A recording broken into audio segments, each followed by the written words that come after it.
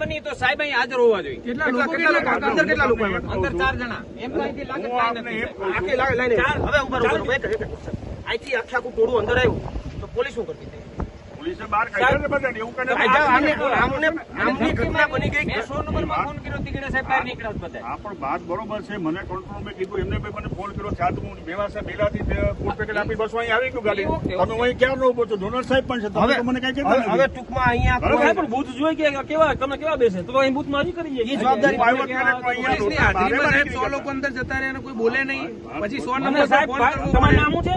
અમારી વાત સાચી છે. 16 લોકો આવ્યા છે અહીંયા ના છે કે બાને તો મતદાર તો સાહેબ અંદર જ ના જવા દેવા જોઈએ ને. આટલા અમને ના જવા દેવા જોઈએ. પણ મિત્રો 16 લોકોમાં હમાવી જગ્યા ગોળ વાકી છે. ગામને એજન્ટો તેને ઓળખતા હોય ને. હા તો ગામને એજન્ટ હોય તો બહારનો માણસ 100 લોકો છોડો અમારા સોનું ટોળું કોઈ આવી શકે તો બોગસ કરવા જેવું ખબર ન પડે. બોગસ કરવા જેવું ખબર ન પડે. ગાડીઓ કેટલી હતી તમારા મનથી તમે કહો? ગાડીઓ હતી બધી ગાડીઓ આપણે કઢાઈ છે. કેટલી ગાડીઓ હતી? કેટલી ગાડીઓ? 10-12 ગાડીઓ સાહેબ અહીંયા મતદાન મથક પર આવી જાય. મતદાન માં આ તો રોડ છે બાજુમાં તમે જોઈ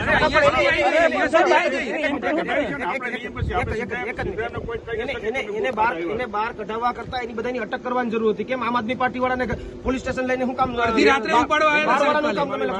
મેડમ હતા ઉભા રહ્યો સાહેબ. મેડમ ની ડ્યુટી ક્યાં ગણે? જોનલ સાહેબ ભેગી છે બરોબર. મેડમ ક્યાં બેઠા હતા? પણ આપણે જોનર સાહેબ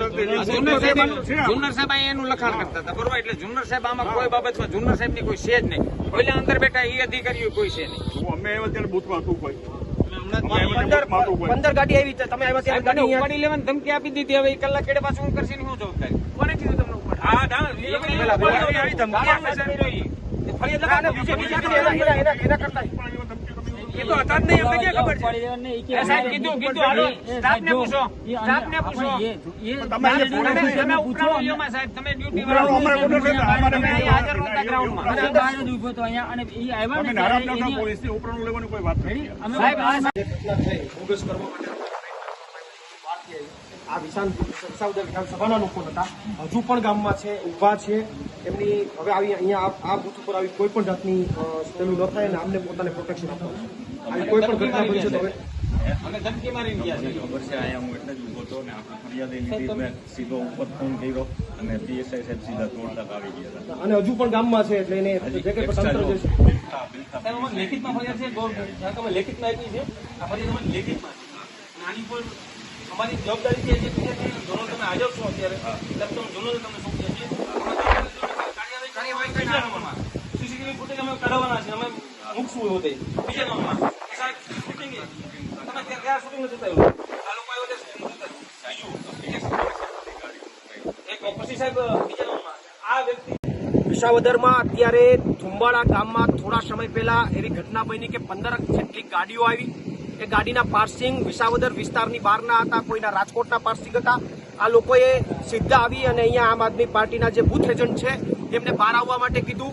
બૂથ એજન્ટે બહાર આવવા માટે ના પાડી તો એમને એવા શબ્દોમાં કહેવામાં આવ્યું કે તો ઉપાડી લેશું. આ રીતની ધાક ધમકી કરવામાં આવી. અહીંયા પોલીસ તંત્ર અને અન્ય જવાબદાર તંત્રની પણ હાજરી હતી.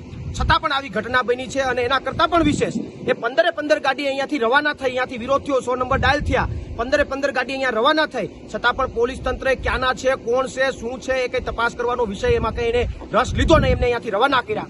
આ 15 ગાડી અન્ય ગામમાં જઈને ત્યાં બોગસ કરવા માટે પ્રયાસ કરશે તો જવાબદારી કોની? એટલે તાત્કાલિક ધોરણે આ લોકોને જે વિસાવદરની બહારના લોકો છે એને તાત્કાલિક ધોરણે બહાર કાઢવામાં આવે. અન્યથા આવનારા સમયમાં જે કંઈ પણ લીગલી ફરિયાદો કરવામાં જે વિભાગ ઉપર અને જે કંઈ તંત્રના અધિકારીઓ ઉપર ફરિયાદ કરવાની જે પ્રોસેસ છે અમે કરીશું. પ્રવીણ રામ, પ્રદેશ ફ્રન્ટલ અધ્યક્ષ, આમ આદમી પાર્ટી.